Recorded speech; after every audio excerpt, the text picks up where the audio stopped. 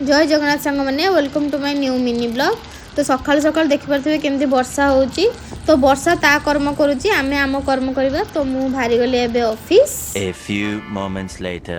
तो ऑफिस रु भारी के आसिकी मु गोटे कैफे आसଥିଲି कहीं जड़े भाई मते इनवाइट करथिले कैफे कहले चलो टिके वर्षा पागरे किछि टिके खाइबा।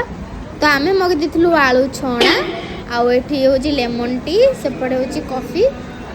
A few moments later. घर को आसिक बहुत लेट है तो सार आमर बाहर नहीं आसुँच चाउमिन और रोल।